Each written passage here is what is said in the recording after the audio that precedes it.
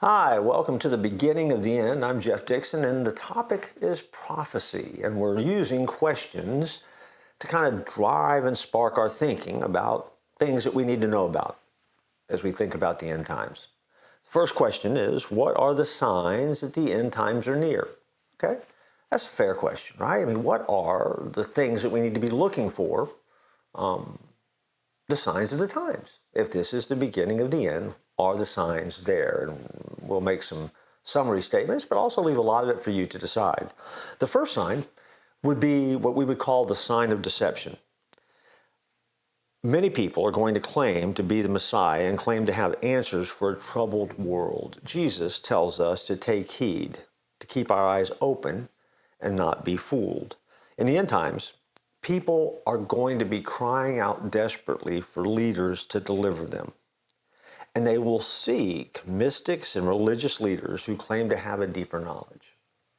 And so, as you think about that sign, ask yourself, do you see the telltale signs of that happening today?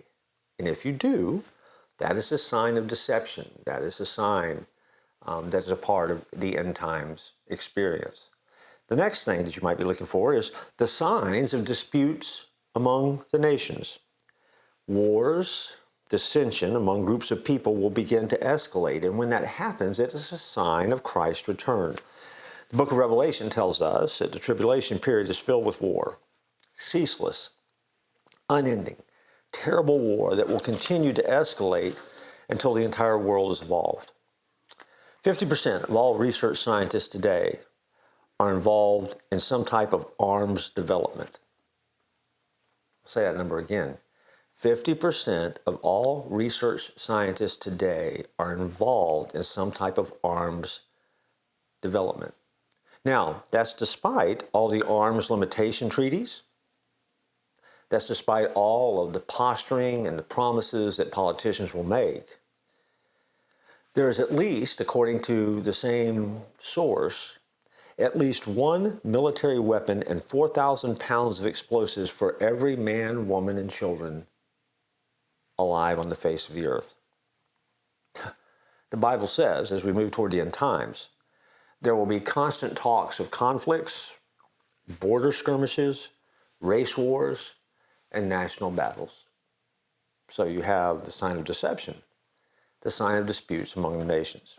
There's also the sign of devastation. As we talk today, millions of people in the world are going hungry, even though God has blessed us with a fruitful, abundant planet. As we get closer to the end times, there will be more and more famine. There will be more and more earthquakes, something that science has said will happen. Jesus also spoke of pestilence, the spread of new diseases. Our world will groan.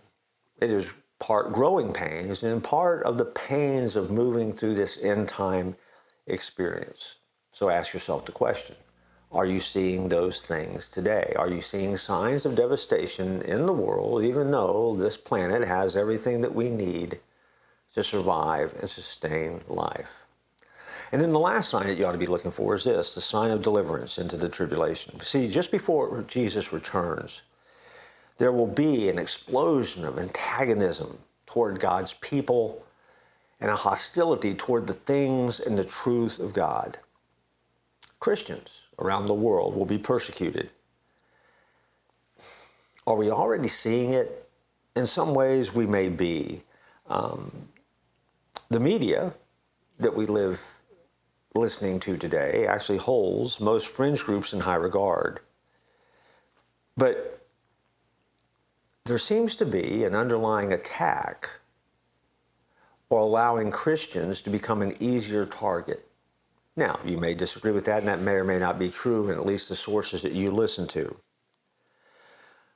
But there is a price that will be paid for living out your faith in a world as we roll into the end times. And so, those are the signs that the end times are near. Are they happening in the world today, and are you seeing them? The sign of deception, the sign of disputes among the nations, the sign of devastation, the sign of deliverance as we move into the tribulation. as confusing or as big as those signs might sound. They're not that big. They're things that we can easily see and begin to understand. And so open your eyes, open your heart, and you can then gauge, is this the beginning of the end? And if it is, or you're sensing that it is, then there's a lot that we need to learn in this series. And we'll go there. And we'll start in our next episode.